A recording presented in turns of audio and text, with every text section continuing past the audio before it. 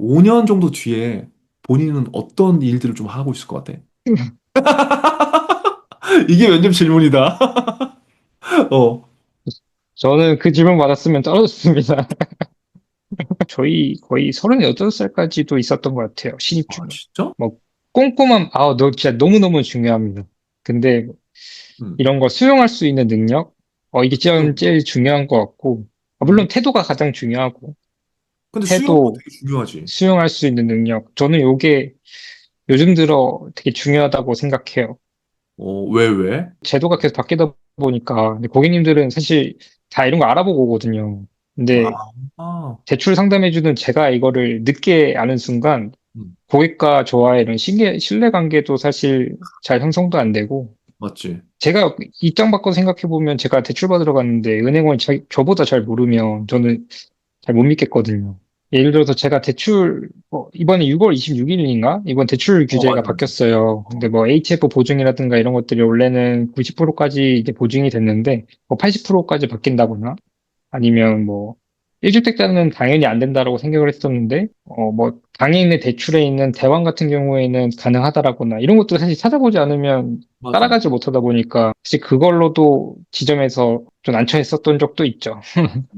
이런 음. 걸 계속 매일 공부하고 보완하고 해야 되는 것 같아요. 그런 것들이 지금 어떻게 보면 필요한 역량이라는 거지. 그치? 그런 것들이. 네, 맞아요. 그 제임스 미도 일을 하고 있잖아. 5년 정도 뒤에 본인은 어떤 일들을 좀 하고 있을 것 같아? 이게 면접 질문이다. 어. 저는 그 질문 받았으면 떨어졌습니다. 어, 당장 1년 뒤도 내다보지 못할 정도로 지금 허덕이고 있는데 5년이라뇨. 5년 뒤.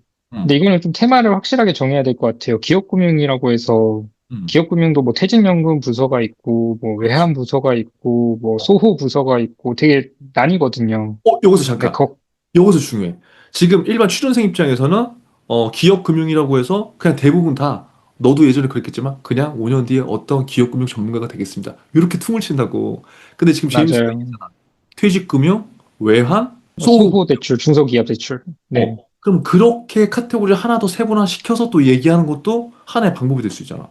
이건 필수죠. 5년 뒤에 얘기하는 거면 내가 어떤 전문가가 되겠다라고 얘기를 하면 대충 직무에 대해서는 어느 정도 고민을 해봐야 된다고 생각해요. 근데 그렇게 안 쓴 친구도 너무 많아. 뭐 물론 그렇게 써야 되는 게 무조건 정답은 아닌데 그 세부 카테고리를 모르는 친구들이 의외로 되게 많아. 근데 그럴 수 있을 것 같아요. 저도 은행에 사실 들어오기 전까지는 기업금융에 대해서 잘 몰랐다 보니까 대충 그냥 여기저기서 들리는 얘기, 뭐 주변 선배님들이 그나마 얘기해줘서 조금 안 정도? 음, 저도 거의 무지했었다 보니까 이게 사실 취준 입장에서 이것도 해야 되고 저것도 해야 되는데 이것까지 알기에는 좀 벅차지 않을까? 그치. 그러니까 이걸 해야 다른 사람들이랑 차별화가 될 수 있으니까 하면 좋을 것 같아요. 요건 패스하고, 자, 그러면 우리 면접 관련돼서 그래도 한번 잠깐 핵심적인 이제 이야기를 해볼게요. 자, 그러면 이제 면접을 국민은행 같은 경우는 지금 면접 몇 번 봤지? 2번 봤나? 봅시다. 면접에서 본인이 봤을 때 면접의 준비를 어떤 순서대로 하면 좋고, 국민은행은 특히 어떤 걸 중요하게 준비하면 좋을지, 그것만 얘기하고, 이제 세부 클래스에서 하는 이야기를 좀 세부적으로 해봅시다. 일단 국민은행 면접 같은 경우는 지금 바뀌었는지 잘 모르겠는데 음, 어쨌든 BI 면접이라고 있는 인성 면접, 음, 토르 면접, 세일즈 면접 이렇게 총 세 가지로 이루어져 있거든요. 크게. 저는 이제 면접 중에서 가장 중요한 거는 인성이라고 생각을 하고요. 나랑 같이 일할 사람들을 뽑는 거다 보니까 인성이 어느 정도 태도가 되어 있어야 같이 일을 할 수 있는 것 같아서 저는 인성이 제일 중요한 것 같고 그 다음에 세일즈 면접. 세일즈. 요 두, 네, 요 두 개가 진짜 제일 퍼센테이 정확하게는 잘 모르겠어요. 근데 그때 카더라 얘기로는 세일즈랑 인성 면접이 가장 비율이 크다라고 얘기를 들었어서 저는 요 두 개에 되게 집중을 많이 했었습니다. 그거 어떻게 집중했어? 인성 면접은 어떻게 집중했어? 어떻게? 저는 외워서 했거든요. 네, 음. 면접 중재자님도 그렇고, 여러 이제 콘텐츠 유튜브 하셨던 분들이 다 이제 외우면 안 된다.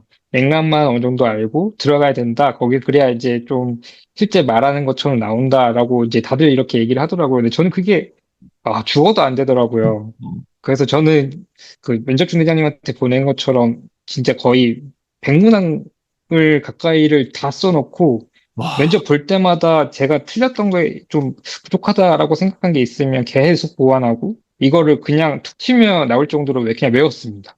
근데 와. 이게 이렇게 그럼 계속 연습한 거네, 진짜. 그 정도로 의지가 있게 연습한 거네. 툭 치면 나올 정도. 근데 100개를 아예 그냥 막 생으로 다 외웠다. 스크립트 만들고. 야, 네네네.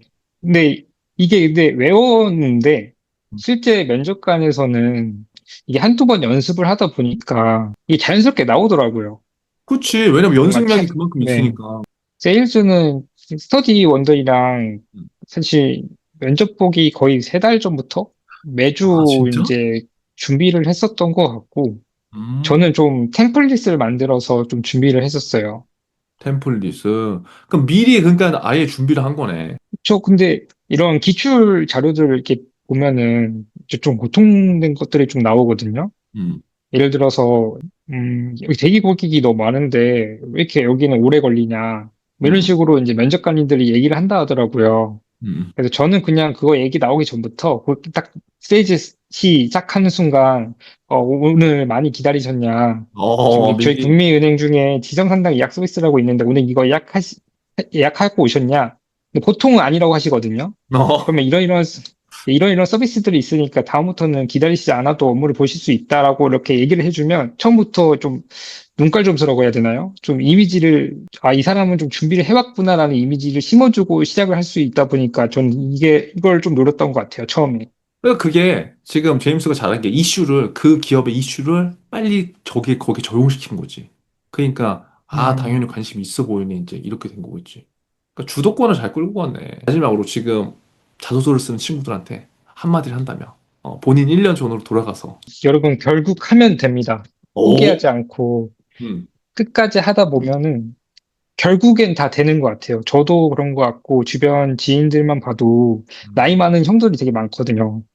몇 진짜 살? 5년, 저희 거의 38살까지도 있었던 것 같아요. 신입 아, 중에. 진짜? 오, 그래서 이런 모습을 보면서 결국에는 본인만 포기하지 않으면 결국엔 되는 것 같아요. 은행이란 직업이. 한 번에 그 기회는 온다. 포기하지 않고 하면. 네, 이제 무조건 와요. 엄청 너 확신을 갖고 얘기한다. 멋있다. 며칠 전에 아는 후배가 이런 거 관련해서 이제 질문을 줬었는데, 아까 면접 중대장님께서 처음에 말한 것처럼 막 경험을 계속 다다익선으로 쌓으려고 하더라고요. 음, 자격증 계속 따려고 하고.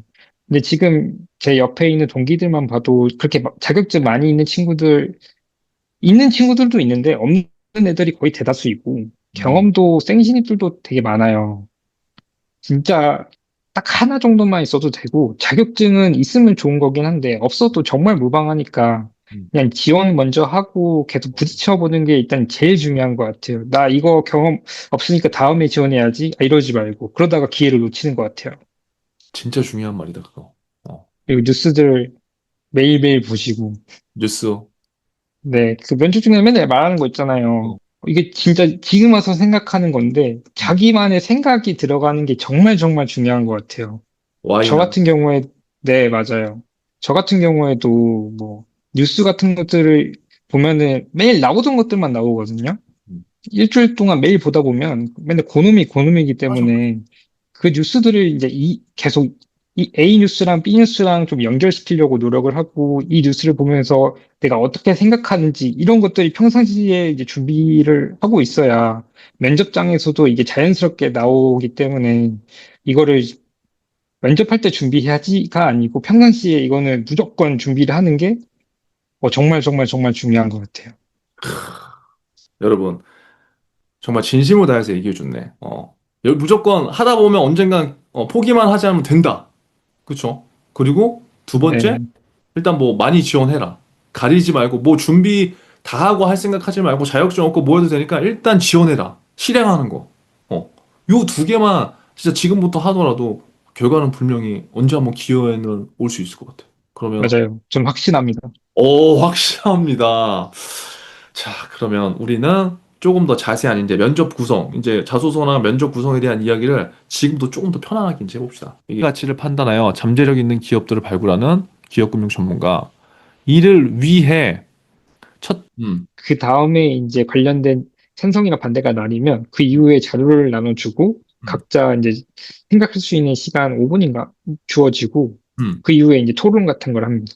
에 대해서 뭐 개요부터 시작해서 특징 뭐 이런 것들을 다 이렇게 쫙 나와 있거든요. 계속 제 성향을 말씀드리는데 저는 통제할 수 없는 상황을 정말 정말 싫어해요. 음, 그러다 보니까 세일즈 같은 경우에도 지금 와서 당연히 지금도 사실 늦었어요. 전 더 빨리 해야 된다 생각을 하고, 평상시에 이런 거를 해야 음, 이제 면접장에서 나올 수 있다고 생각을 하는 사람이라서, 음.